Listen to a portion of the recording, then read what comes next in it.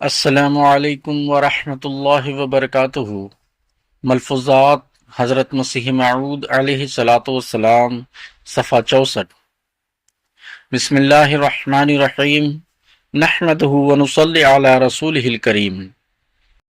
مسلمانوں کو اللہ تعالیٰ کا بہت شکر ادا کرنا چاہیے جس نے ان کو ایک ایسا دین بخشا ہے جو علمی اور عملی طور پر ہر ایک قسم کی فساد اور مکروہ باتوں اور ہر ایک نوع کی قباحت سے پاک ہے۔ اگر انسان غور و فکر سے دیکھے تو اس کو معلوم ہوگا کہ واقعی طور پر تمام محامد اور صفات کا مستحق اللہ ہی ہے، اور کوئی انسان یا مخلوق واقعی اور حقیقی طور پر حمد و ثنا کا مستحق نہیں۔ اگر انسان بغیر کسی قسم کی غرض کی ملونی کے دیکھے تو اس پر بدیہی طور پر کھل جاوے گا کہ کوئی شخص جو مستحق حمد قرار پاتا ہے وہ یا تو اس لیے مستحق ہو سکتا ہے کہ ایسے زمانہ میں جب کہ کوئی وجود اور وجود کی خبر نہ تھی وہ اس کا پیدا کرنے والا ہو، یا اس وجہ سے کہ ایسے زمانہ میں کوئی وجود نہ تھا اور نہ معلوم تھا کہ وجود اور بقائے وجود اور حفظ صحت اور قیام زندگی کے لیے کیا کیا اسباب ضروری ہیں، اس نے وہ سب سامان مہیا کیے ہوں، یا ایسے زمانہ میں اس پر بہت سی مصیبتیں آ سکتی تھیں اس نے رحم کیا ہو اور اس کو محفوظ رکھا ہو، اور یا اس وجہ سے مستحق تعریف ہو سکتا ہے کہ محنت کرنے والے کی محنت کو ضائع نہ کرے اور محنت کرنے والوں کے حقوق پورے طور پر ادا کرے، اگرچہ بظاہر اجرت کرنے والے کے حقوق کا دینا معاوضہ ہے، لیکن ایسا شخص بھی محسن ہو سکتا ہے جو پورے طور پر حقوق دے۔ یہ صفات اعلیٰ درجے کی ہیں جو کسی کو مستحق حمد و ثنا بنا سکتی ہیں۔ اب غور کر کے دیکھ لو کہ حقیقی طور پر ان سب محامد کا مستحق صرف اللہ تعالیٰ ہی ہے جو کامل طور پر ان صفات سے متصف ہے، اور کسی میں یہ صفات نہیں ہیں۔ اول دیکھو صفت خلق و پرورش۔ یہ صفت اگرچہ انسان گمان کر سکتا ہے کہ ماں باپ اور دیگر محسنوں میں بھی پائی جاتی ہے، لیکن اگر انسان زیادہ غور کرے تو اس کو معلوم ہو جائے گا کہ ماں باپ اور دیگر محسنوں کے اغراض و مقاصد ہوتے ہیں جن کی بنا پر وہ احسان کرتے ہیں۔ اس پر دلیل یہ ہے کہ مثلاً بچہ تندرست، خوبصورت، توانا پیدا ہو تو ماں باپ کو خوشی ہوتی ہے، اور اگر لڑکا ہو تو پھر یہ خوشی اور بھی بڑی ہوتی ہے۔ شاید شادیانے بجائے جاتے ہیں، لیکن اگر لڑکی ہو تو گویا وہ گھر ماتم کدا اور وہ دن سوگ کا دن ہو جاتا ہے، اور اپنے تئیں منہ دکھانے کے قابل نہیں سمجھتے۔ بسا اوقات بعض نادان مختلف تدابیر سے لڑکیوں کو ہلاک کر دیتے ہیں یا ان کی پرورش میں کم التفات کرتے ہیں، اور اگر بچہ لنجا، اندھا، اپاہج پیدا ہو تو چاہتے ہیں کہ وہ مر جائے، اور اکثر دفعہ تعجب نہیں کہ خود بھی وبال جان سمجھ کر مار دیں۔ میں نے پڑھا ہے کہ یونانی لوگ ایسے بچوں کو عمدن ہلاک کر دیتے تھے، بلکہ ان کے ہاں شاہی قانون تھا کہ اگر کوئی ناوکارہ بچہ اپاہج، اندھا وغیرہ پیدا ہو تو اس کو فوراً مار دیا جائے۔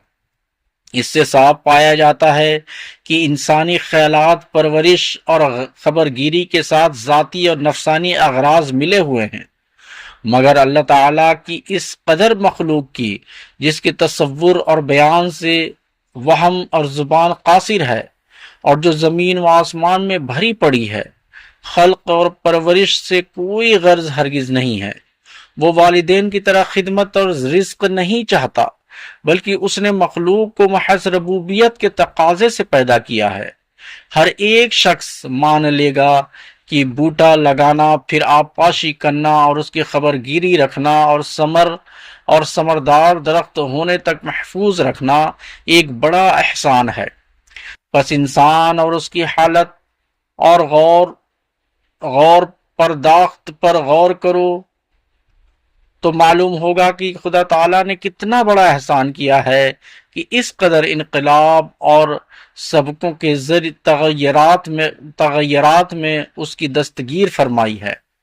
دوسرا پہلو جو ابھی میں نے بیان کیا ہے کہ قبل از پیدائش وجود ایسے سامان ہوں کہ تمدن زندگی اور قوا کے کام کے لیے پورا سامان موجود ہو۔ دیکھو ہم ابھی پتہ بھی نہ ہوئے تھے کہ سامان پہلے ہی پیدا کر دیا۔ منور سورج جو اب چڑھا ہوا ہے اور جس کی وجہ سے عام روشنی پھیلی ہوئی ہے اور دن چڑھا ہوا ہے، اگر نہ ہوتا تو کیا ہم دیکھ سکتے تھے؟ یا روشنی کے ذریعے جو فوائد منافع ہمیں پہنچ سکتے ہیں ہم کس ذریعے سے حاصل کر سکتے؟ اگر سورج اور چاند اور کسی قسم کی روشنی نہ ہوتی تو بینائی بیکار ہوتی۔ اگرچہ آنکھوں میں یہ قوت دیکھنے کی ہے مگر وہ بیرونی اور خارجی روشنی کے بدو محض نکمی ہے۔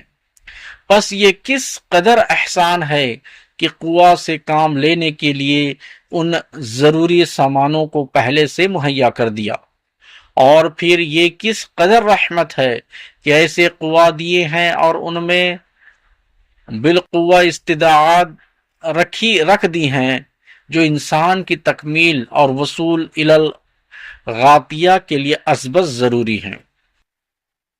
دماغ میں، اعصاب میں، عروق میں ایسے خواص رکھے ہیں کہ انسان ان سے کام لیتا ہے اور ان کی تکمیل کر سکتا ہے، اس لیے کہ قوتوں کی تکمیل کا سامان ساتھ ہی پیدا کر دیا ہے۔ یہ تو اندرونی نظام کا حال ہے کہ ہر ایک قوت اس منشا اور مفاد سے پوری مناسبت رکھتی ہے جس میں انسان کی فلاح ہے، اور بیرونی طور پر بھی ایسا ہی انتظام رکھا ہے کہ ہر شخص جس قسم کا حرفہ رکھتا ہے اس کے مناسب حال ادوات و آلات قبل از وجود مہیا کر رکھے ہیں۔ مثلا اگر کوئی جوتا بنانے والا ہے تو اس کو چمڑا اور دھاگا نہ ملے تو وہ کہاں سے لائے اور کیوں کر اپنے حرفہ کی تکمیل کرے؟ اسی طرح درزی کو اگر کپڑا نہ ملے تو کیوں کر سیے؟ اسی طرح ہر متنفس کا حال ہے۔ طبیب کیسا ہی حاذق اور عالم ہو لیکن اگر ادویہ نہ ہو تو وہ کیا کر سکتا ہے؟ بڑی سوچ اور فکر سے ایک نسخہ لکھ کر دے گا، لیکن بازار میں دوا نہ ملے تو کیا کرے گا؟ کس قدر فضل ہے کہ ایک طرف علم دیا ہے اور دوسری طرف نباتات، جمادات اور حیوانات جو مریضوں کے مناسب حال تھے پیدا کر دیے ہیں، اور ان میں قسم قسم کے خواص رکھے ہیں۔ ہر زمانہ میں نا اندیشہ ضروریات کے کام آ سکتے ہیں۔ غرض خدا تعالیٰ نے کوئی چیز بھی غیر مفید پیدا نہیں کی، اور جس کے خواص محدود ہوں، یہاں تک کہ پسو اور جوں تک بھی غیر مفید نہیں ہے۔ لکھا ہے کہ اگر کسی کا پیشاب بند ہو تو بعض وقت جوں کو احلیل میں دینے سے پیشاب جاری ہو جاتا ہے۔ انسان ان اشیاء کی مدد سے کہاں تک فائدہ اٹھاتا ہے، کوئی تصور کر سکتا ہے؟ پھر چوتھی بات پاداش محنت ہے۔ اس کے لیے بھی خدا کا فضل درکار ہے۔ مثلا انسان کس قدر گنت و مشقت سے زراعت کرتا ہے۔ اگر خدا تعالیٰ کی مدد اس کے ساتھ نہ ہو تو کیوں کر اپنے گھر میں غلہ لا سکے؟ اسی کے فضل و کرم سے اپنے وقت پر ہر ایک چیز ہوتی ہے۔ چنانچہ اب قریب تھا کہ اس خشک سالی میں لوگ ہلاک ہو جاتے، مگر خدا نے اپنے فضل سے بارش کر دی اور بہت سے حصہ مخلوق کو سنبھال لیا۔ غرض اولاً و بالذات اکمل اور اعلیٰ مستحق تعریف کا خدا تعالیٰ ہے۔ اس کے مقابلہ میں کسی دوسرے کا ذاتی طور پر کوئی بھی استحقاق نہیں۔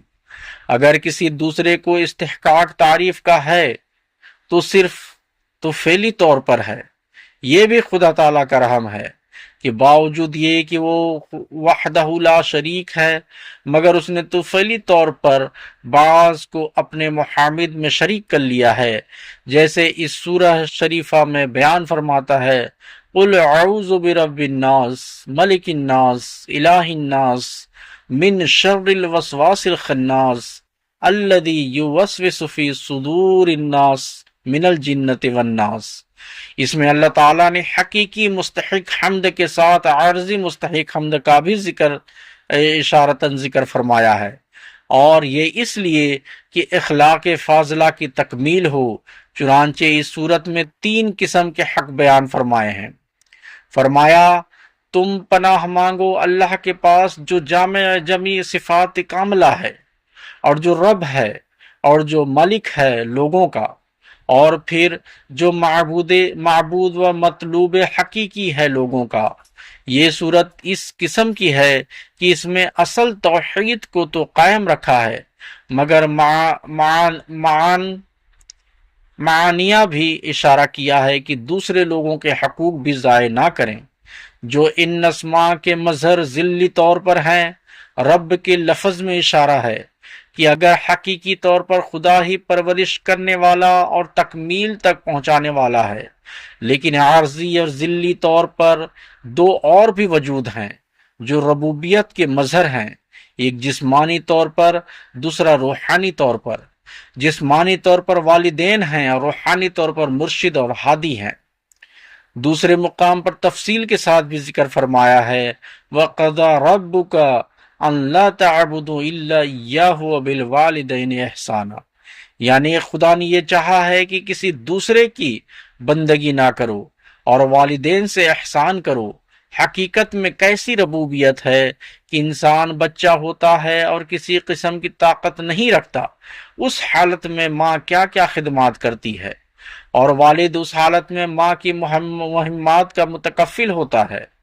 خدا تعالیٰ نے محض اپنے فضل سے تمام مخلوق کی خبر گیری کے لیے 2 محل پیدا کر دیے ہیں، اور اپنی محبت کے انوار سے ایک پرتو محبت کا ان میں ڈال دیا۔ مگر یاد رکھنا چاہیے کہ ماں باپ کی محبت عارضی ہے اور خدا تعالیٰ کی محبت حقیقی ہے، اور جب تک قلوب میں اللہ تعالیٰ کی طرف سے اس کا القاء نہ ہو، کوئی فرد و بشر خواہ دوست ہو یا کوئی برابر کا درجے کا ہو یا کوئی حاکم ہو، کسی سے محبت نہیں کر سکتا۔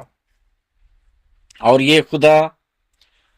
یہ خدا کمال ربوبیت کا راز ہے کہ ماں بچوں سے ایسی محبت کرتے ہیں کہ ان کے تکفل میں ہر قسم کے دکھ شرح و صدر سے اٹھاتے ہیں، یہاں تک کہ ان کی زندگی کے لیے مرنے سے بھی دریغ نہیں کرتے۔ پس خدا تعالیٰ نے تکمیل اخلاق فاضلہ کے لیے رب الناس کے لفظ میں والدین اور مرشد کی طرف ایما فرمایا ہے، تو کہ اس مجازی اور مشہور سلسلہ شکر گزاری میں لے جائیں۔ اسی راز کے حل کی یہ کلید ہے کہ اس صورت شریفہ کو رب الناس سے شروع فرمایا ہے، الہ الناس سے آغاز نہیں کیا، چونکہ مرشد روحانی تربیت خدا تعالیٰ کے منشا کے موافق اس کی توفیق و ہدایت سے کرتا ہے، اس لیے وہ بھی اسی میں شامل ہے۔ پھر دوسرا ٹکڑا اس میں ملک الناس ہے، تم پناہ مانگو خدا کے پاس جو تمہارا بادشاہ ہے۔ یہ ایک اور اشارہ ہے تا لوگوں کو متمدن دنیا کے اصول سے واقف کیا جاوے اور مہذب بنایا جاوے۔ حقیقی طور پر تو اللہ تعالیٰ ہی بادشاہ ہے، مگر اس میں اشارہ ہے کہ ذلی طور پر دنیا میں بھی بادشاہ ہوتے ہیں، اور اسی لیے اس میں اشارتاً ملک وقت کے حقوق کے نگہداشت کی طرف بھی ایما ہے۔ یہاں کافر اور مشرک اور موحد بادشاہ کسی قسم کی قید نہیں، بلکہ عام طور پر ہے۔ کسی مذہب کا بادشاہ ہو، مذہب اور اعتقاد کے حصے جدا ہیں۔ قرآن میں جہاں جہاں خدا نے محسن کا ذکر فرمایا ہے، وہاں کوئی شرط نہیں لگائی کہ وہ مسلمان ہو اور موحد ہو اور فلاں سلسلہ کا ہو، بلکہ عام طور پر محسن کی نسبت فرمایا ہے، خواہ وہ کوئی مذہب رکھتا ہو۔